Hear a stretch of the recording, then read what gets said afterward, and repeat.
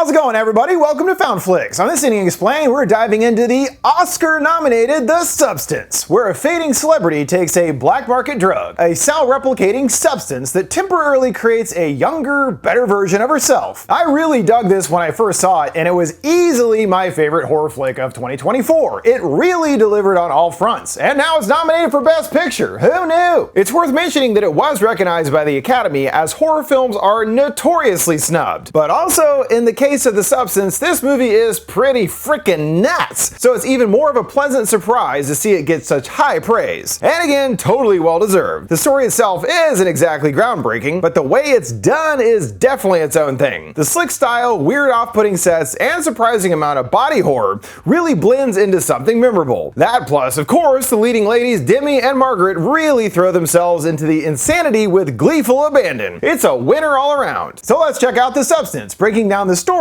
including Elizabeth Sparkle's personal journey, the important themes at play, and explaining the insane ending. An egg demonstrates for us how the substance known as the substance works. Some of the neon green liquid is injected into the egg. After a few moments, it starts to wiggle and a whole new egg is birthed from the original. Now you got two eggs, but the new one cannot exist without the host. It's a copy of the original. It's Elizabeth Sparkle's tragic journey that dominates our story, and we begin with a nice illustration of how her star has faded over time. Initially, her place on the Walk of Fame is freshly installed, as in at the height of her celebrity. For a period, tourists are interested in her star, yet unavoidably, over time, the star is given less attention, and by the time someone drops a burger right on it, we understand that her stardom has waned substantially. Her fading fame will soon come to catch up with her, as she hosts a silly jazzercise-esque workout show, Sparkle Your Life. She wraps up the episode with her signature sign-off, telling everyone to take care of yourself, along with a kiss and a big smile. She enters a hallway straight out of the Overlook Hotel, adorned with various posters of her over the years. Today is a big day for Elizabeth, her 50th birthday. Certainly she is feeling anxious about her age, and all that, it turns out, is completely justified. While in the restroom, she overhears Harvey, who works for the network, pretty much calling her past her shelf date. So what if she won an Oscar? For what, King Kong? That was like a million years ago. He's already on the hunt for her replacement. We need someone young and hot, and we need her now, he bellows. After he leaves, Liz sulks up to the mirror, staring intently at her reflection. She later has a meeting with Harvey, with him somehow coming off even more off-putting than I could ever imagine. Seriously, it's the most disgusting shrimp eating I've ever seen in my life. He's really not even paying attention to her, more interested in his seafood, and prattles on about showing her the door. Then he spots someone else and excuses himself without a second thought regarding Liz. And with that, Liz's whole world has come crashing down. Newly 50 and without a job, it appears that her career is over. She gets another brutal reminder of this when driving. Someone straight up ripping her face off of a billboard. Distracted, she gets smashed right into by an oncoming car. Fortunately, the doctor gives her a clean bill of health, but Liz is clearly struggling. Even when the doc recognizes her, she stays silent, facing away. He wishes her a happy B-Day, and Liz begins to cry. Some other kid with serious cheekbones says that they have one last exam to do, and she is curious. Is there a problem? No. She's a perfect candidate, he tells her cryptically. For what, she wants to know, and he stuffs something in her pocket, saying she's good to go. She checks her pocket and finds a note in there along with a USB stick. It changed my life, it reads, and there's a phone number on the other side. Liz happens to bump into someone that she went into school with, a reminder of her pre-fame life. He beams that she's still the most beautiful girl in the world and shoots his shot. Yeah, can't blame him. Of course she feels that she's way out of his league, but still politely takes his card, shrugging, you never know. And we can sense that she will not be calling him anytime soon, unless things get a lot worse. At home, we are given a glimpse into Liz's sad private life. She definitely has an incredible apartment overlooking Los Angeles below, and decorated quite luxuriously. Yet we also see that she is completely alone. She's most likely prioritized her career over her personal life, and this is the consequence of that after decades. Without her fame, what does she have? Not much beyond the material, it seems. Curiosity gets the best of her, and she checks out the stick. She's treated to a sales pitch for The Substance, all overproduced and thumping bass-filled music. Have you dreamt of a better version of yourself? Younger, beautiful, more perfect. All it takes is one injection to unlock your potential, starting new cellular division, which releases another version of yourself. This is The Substance. As with the eggs, yes, another person is created, but the original host is the Matrix. Everything comes from them. The other person is simply a better version of yourself. Importantly, the pair have to share time. 1 week for one, and then one for the other. They stress, don't forget, you both are in fact one. You cannot escape from yourself. Now, that's kind of Liz's whole problem, huh? Unimpressed, Liz tosses the stick right right into the trash. She dons a fancy cocktail dress and downs several martinis by herself at a bar. She pays the price later, blowing chunks in her luxury attire. Back to the mirror, she looks disheveled with makeup running down her face. She wistfully looks over her various awards over the years and hones in on a particular snow globe. She shakes it up, hearing people's voices shouting that they love her. Upset, she launches the ball at a massive portrait of herself, smashing right into an eye. After all that, she reconsiders, retrieving the stick from the trash and giving them a call. She's greeted by a gruff voice, and Liz tells them that she wants to order. They give her an alley address and abruptly hang up. It looks like the anticipation is getting to her and she does not sleep a wink. Nursing a hangover, she reads the classifieds, finding a casting call for the next Elizabeth Sparkle, ages 18 to 30 only. There is some fresh hope when a package arrives from the mysterious substance company in the mail. She unwraps it, finding a number tag inside. She follows the address to a quite sketchy looking back alley. Her card unlocks a rolling door, but it only opens up a crack, kind of teasing how far are you willing to go. Will you crawl on your hands and knees in a piss-soaked alley? It's mostly run down inside, until she encounters a strangely fresh, clean room filled with lockers. She tracks down her number and retrieves the package. Back at home, she pores over the contents, including some step-by-step instructions. First, use the activator only once it stresses. Then there's stabilizers for your other selves. Step 3, switch. Whichever is out of commission gets fed some food while they're out. Then after a week, you gotta switch back, without exception. Again, don't forget you are one. They're not two different people, alright? Liz strips down in the mirror, critiquing every supposed flaw on her body. And obviously, how many 50-year-olds wish that they could look like Demi here? She's actually 60, by the way, and that is kind of the point too. People would kill to look like her, but to Liz, she's lost it. I mean, why else would you try some psycho unregulated drug? Gotta be desperate. As the words from the voice echo in her head, she fills up the activator with the bright green liquid. She takes the injection and waits impatiently for something to happen. After a few moments, she assumes that it's bunk, until she gets wobbly and falls to the ground. She starts writhing and groans in agony. Her back starts convulsing and then gets more extreme. Something is trying to work its way out. We focus on her eye. It splits into another just like the yolk. Her back tears open, revealing flesh within. The pupils battle for space and the green one pushes the blue out. We're flashed to a strange world of color and flashing lights. A large flaming heart gets ignited, understanding the other self has come to life. We take in the other's first sights through a fuzzy POV. Seeing Liz on the floor, we know this is someone else entirely. She turns to the mirror and wipes away the fog, revealing the newer, better version of Elizabeth. Much younger and, Margaret Qualley. She appears quite pleased with her new body, rubbing it over with approval this time. No wrinkles or marks here. She looks right into her eyes, seeing the substance emanating from within. The new girl gets to work sewing up Elizabeth's back, thanks to some needle and thread provided. Oh yeah, they'll be birthed out of your back, just sew that up, no biggie. She also affixes a line to her arm and turns on the food drip. The girl takes a seat on the side of the bath and starts to understand what she's actually done here. Yeah, it's kinda nuts. She gets cleaned up, and then something feels off. Don't forget the stabilizer. She opens a package, and there's a big old needle in there, along with markings for each day. She gets the needle and jams it right into Liz's spine, drawing out a full load of fluid. Her symptoms suddenly get severe, and she takes the dosage, making things soon back to normal. Sue, as she names herself, takes another moment to appreciate her new body, stretching out in the big window. Seeing that paper in the trash for the casting call, she knows just what to do. Sue dons the same yellow jacket that Liz wears, heading out into the street with newfound confidence. They're in the middle of doing auditions, and the casting directors dismiss the previous girl for not having everything in the right place. Sue enters, and they're okay with her shape apparently. She shows off her impressive hard body that fills out the skin-tight suit. "I'm Sue," she smiles playfully, and just like that, she gets the gig. They take her to meet Harvey, and he couldn't be more delighted, calling her a gorgeous little angel. He wants to create a show just like her, beautiful and happy.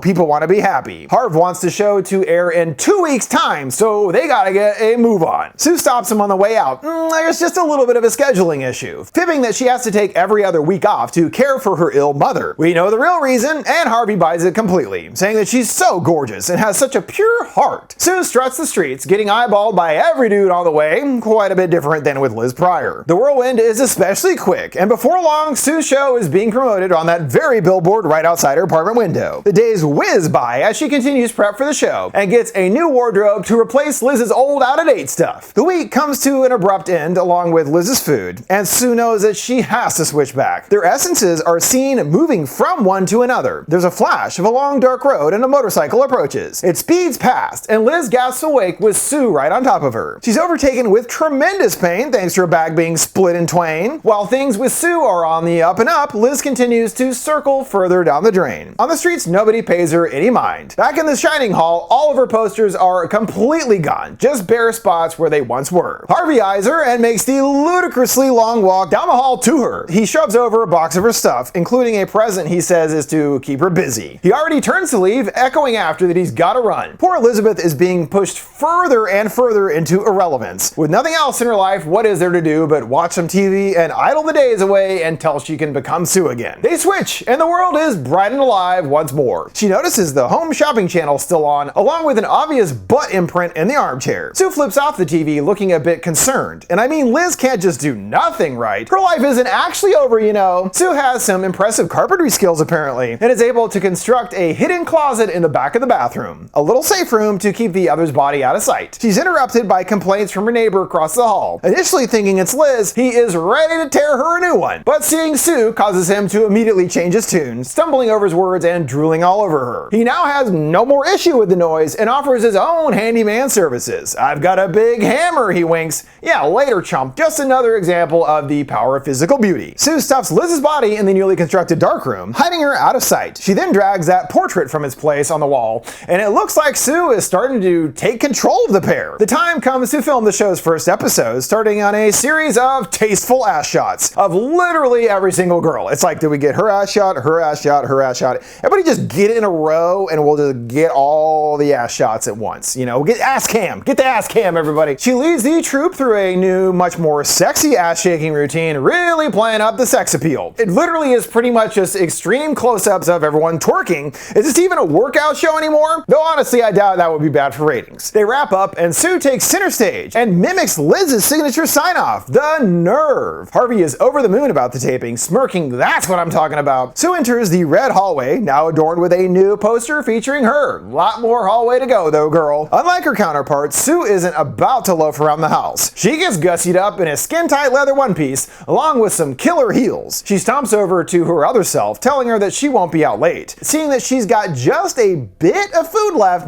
be careful. She's off to party down while Liz is left in the dark void. The living room is also now much more bare, missing many of Liz's belongings. The final drips of food trickle into Liz's body, meaning it is time to switch now. Sue brings the guy back and tries to overstay her welcome, that is until symptoms take over. She stumbles to the bathroom and sees that the food is out. However, she decides to already bend the rules. She extracts just a bit more spine juice at the expense of Liz so she can stay in charge a little bit longer. She returns to her paramour, him remarking that she looks even better after the shot. They get back to making out, and as her suit is unzipped, all of her guts proceed to spill out. Liz croaks awake, and Sue appears fine, seeing that there is definitely some connection there mentally between the two. She steps out, finding the apartment trashed, littered with bottles and stuff everywhere. There's even more lingering effects of Sue's selfish actions, Liz noticing that her finger has turned wrinkled and chrome-like in appearance. Well, should have followed the rules. There's also an obviously irritated spot at the injection site, which is too painful for her to even touch. Freaked out, she calls the company, and there is no way to reverse what's been done. All that she can do is stop now, but that won't be so easy for Liz, of course. The voice reminds her to respect the balance, and there should be no further problems. Fortunately, Liz learns her lesson, and there is no further issues whatsoever. Just kidding.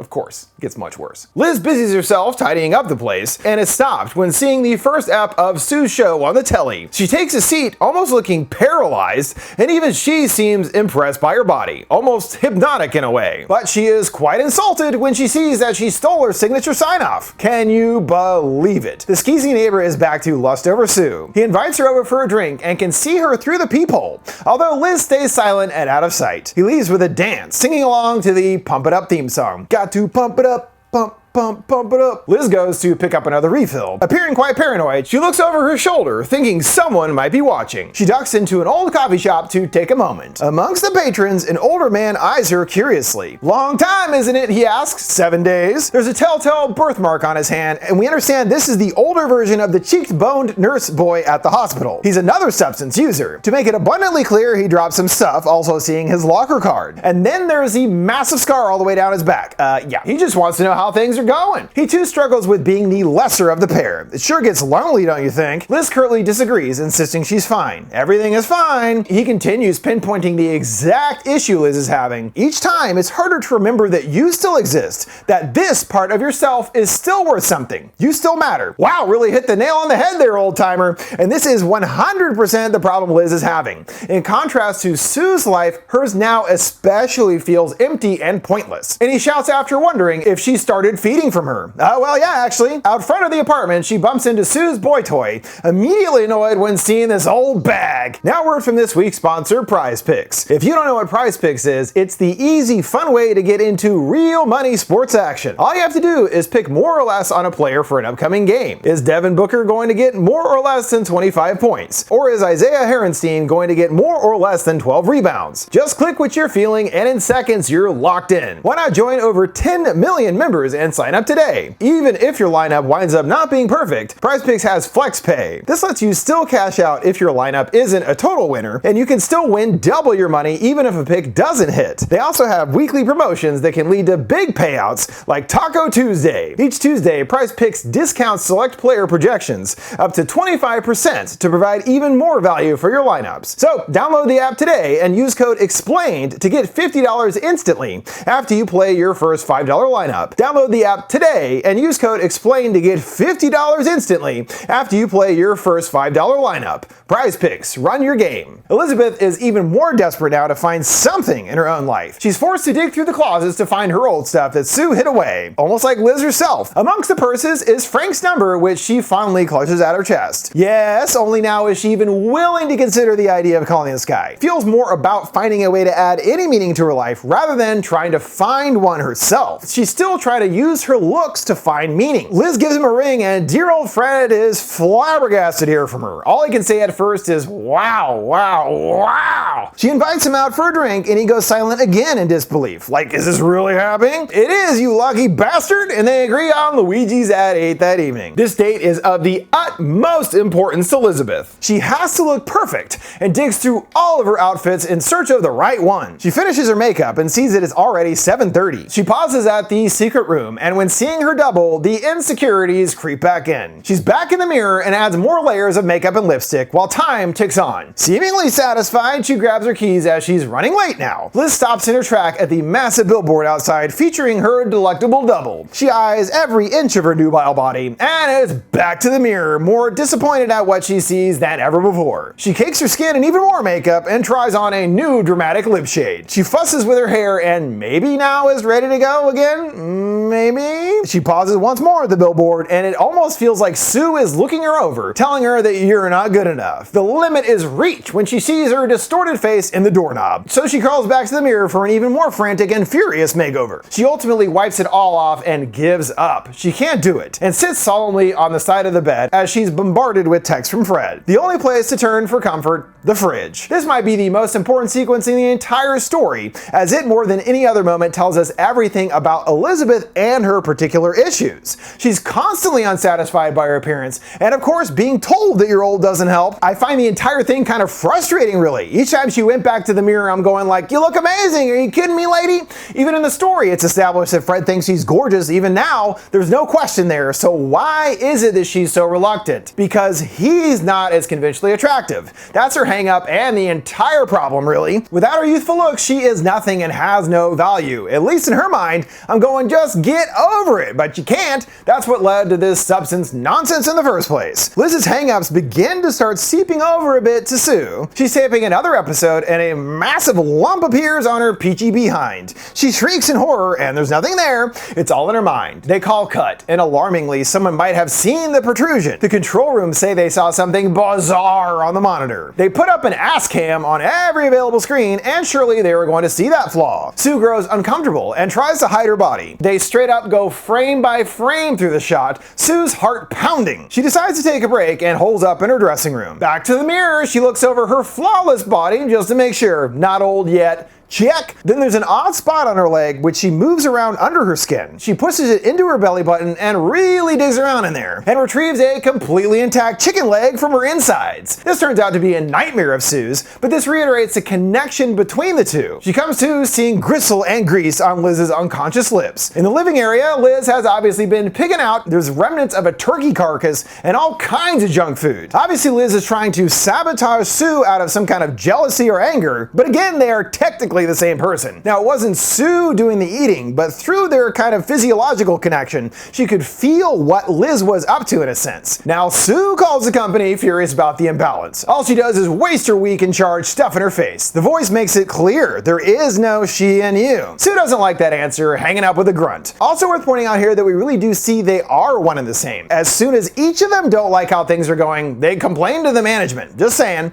rather than simply following the rules, it's all about them. Quite selfish. It then looks like things might be turning sour for Sue, as she's hastily called into Harvey's office. It's the complete opposite, in fact. That one episode broke all kinds of ratings records. She's so big, in fact, that he wants her to host their big New Year's special. Only 50 million viewers live. They only have a few months to get the show ready. So is Sue in? Well, yeah. As she says, when opportunity knocks, you don't know when you'll have another chance. That informs Sue's next choice to further extend her time at Liz's expense by extracting illegal spine goo. The injection point looks festering now, but Sue is undeterred and continues to come back for more. Well, that is not going to be good when Liz eventually takes back control. We saw what happened with the finger after one time. This time it's going to be grody. The day comes and Liz lets out a bone-curdling scream when she sees herself. Now her leg is a mangled hunk of gray aged meat, and her whole arm is in the same boat too. Major yikes. Along with gray hair and some spots on her face, you can tell that the aging has been drastically accelerated. She calls again to air her grievances. Sue isn't respecting the balance. The voice reminds them one more time, y'all are actually the same person. Liz spits that she is a selfish bitch, and the offer to stop is dangled once more. She is the Matrix after all, only she can stop the experience. You can go back to just being on your own. She hopes that means that they can completely reset things back to how she started, but no such luck. You can't go back, but you can stop. You had a weird finger before, now it's two whole ass limbs. What are you gonna do? I feel like we know Liz enough to know what decision she's gonna make. She's back to sitting in her chair looking frazzled and completely out of sorts. She recalls that going away present from Harvey and tries to rise to her feet,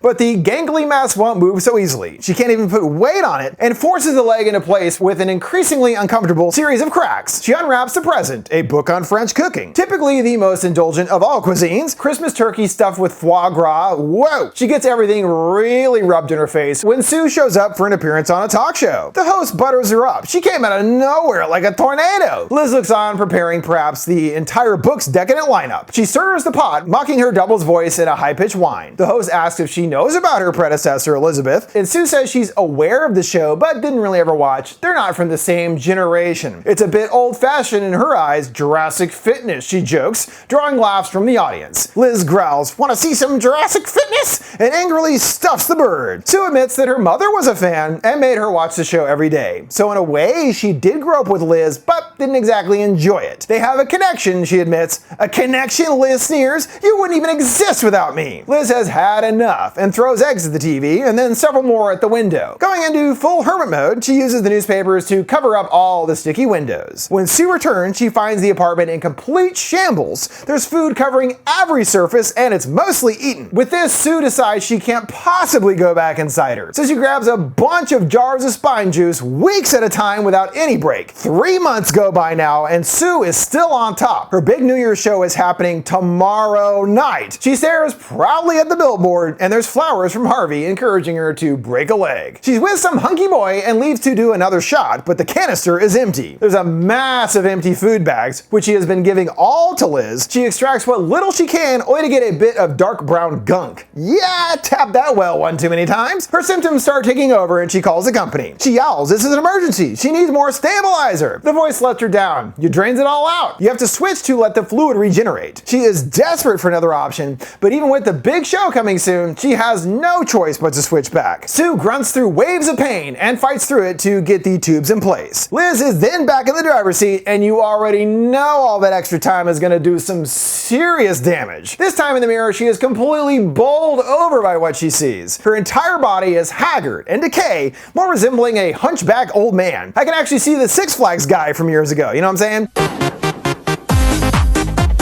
Vinga boys are coming, din din din din din din din. And I bet Liz is really regretting not stopping sooner. It could have just been, again, one zombie finger, but now, yep, she is doomed. Now you look like a 100-million-year-old hermit fucking golem guy. Liz calls the company and this time for sure wants to stop. Liz fetches a final package from the company containing a massive needle marked termination. She prepares the needle, the voice is echoing in your head. Are you sure you will simply remain on your own? Just on your own. Liz ultimately goes through with it, injecting the black substance. We hear Sue's heartbeat slow and comes nearly to a stop. She fades back into the snow globe, everyone shouting they love her. Nearly all the way there, she can't do it. I need you, she decides, because I hate myself. Well, there you go. Liz tries to rouse her. It's our big night. She sobs. You're the only lovable part of me. You've gotta come back. Liz attempts to switch once more, stabbing the tube right into her chest. It seems to work. Sue sputters up blood and the two come face to face for the first time. Uh-oh. Sue recoils at the sight of the golem and then realizes who it is. She starts getting her berries and then sees the termination needle. There's an awkward moment and Sue goes on the offense, chasing her through the apartment. She unleashes a monster kick, launching her right into the portrait. It's a pretty one-sided fight, to be fair, as Sue more or less kicks her ass all over the place. She unleashes all of her rage upon her, and before long, Liz is gone. Sue starts sobbing, looking at her hands like, uh-oh, what did I just do? The tears start to flow and she's drawn to the billboard. Tonight at 9, what are you gonna do? She shows up for the taping and things start going south quickly. Someone hands over her some jewelry and their voice distorts, giving way to a high-pitched ringing. She starts hacking, something bubbling from within. She has to excuse herself and hides in the restroom. She starts really coughing and a tooth falls right out. She takes a look and it's one of the front ones. Ooh, that's gonna be tough to hide. It only gets worse when she tugs on another and it pops right out. Yikes, she's falling apart. She remembers the activator and this gives her an idea. She rushes through backstage and bumps into Harvey along with a bunch of shareholders. He asks if she's doing alright. Sue gives him a teary-eyed nod in reply. He beams back, then smile! Oh, pretty girls should smile! She forces her lips into a familiar shape. Fortunately, Harvey is lured away by a group of dancers before he can notice anything. Sue flees into the elevator, and when pressing the button, her nail gets loose, and she pulls it off cleanly. Whoa! The parts keep coming off as one of her ears plops down on her dress. A guy joins her, and she covers her missing ear. He doesn't even pay her any mind, asking if she's ready before taking his leave. She runs all the way back to her place and furiously rummages through the closet. There is a bit of the activator left, but it bears the notice, single-use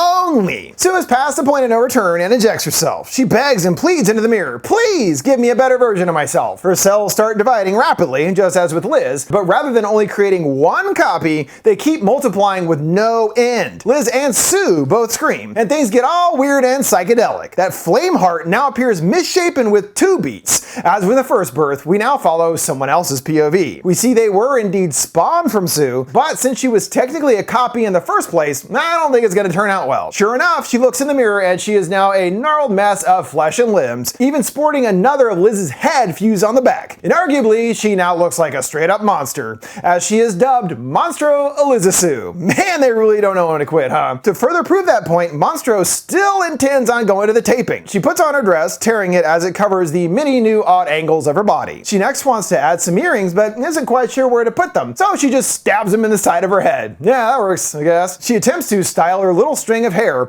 but the heat melts it right off. She understands that her new face simply won't do, so she cuts off Liz's from that big portrait and glues it right over her monstrous visage. Alright, now we're looking good. She hobbles back to the studio, and at the door, the guy hilariously senses nothing out of the ordinary. He's just all, hey, about time, they need you on stage already. Monstro steps into the shining hall to a gaggle of people waiting for her. They give her hearty applause, shouting admiration as she passes them by. This fades away to reality, which is her in an empty hall saying Sue's 2 posters. On the stage, the audience waits in anticipation. Harvey assures the others they will not be disappointed. Sue is his most beautiful creation. The lights go down and they start the live broadcast. A spotlight blasts on and Sue stomps through the rows of scantily clad dancers. Soundtrack to the Donna Man theme from 2001, she takes center stage and taps the microphone, emitting feedback. She slurs she's so happy to be here tonight, the audience looking on confused. They are even more so when her mask slips off, exposing her face to everyone and everyone watching at home home too. 50 million viewers, remember? She starts hacking and bursts another boob out of the side of her head. It dangles a moment before dropping to the ground, everyone groaning in disgust, but still not really reacting, like they are too stunned to do so. That is until a lady stands up and lets out a blood-curdling scream. "A monster!" someone else shouts, and soon the whole crowd is losing it. Monstro tries to calm their nerves. "It's still me! I'm Elizabeth! I'm Sue!" Two dudes start shoving her back and forth across the stage. "Freak! Monster!" they cry. She falls to the ground, sobbing, "I'm still me." She rises up, and someone bats her with a mic stand, obliterating her head. Well, that was surprising. Even more surprising, a new one inflates in the former's place. Okay then, those cells keep dividing, I guess. Monstro grabs a microphone, and their arm cracks off, unleashing a fire hose of blood into the audience. It just keeps going and going as pivotal quotes flash through her mind. And the red stuff shows no sign of slowing down, as the entire crowd is then completely covered. Even just a straight up ass shot where it gets splattered. Okay,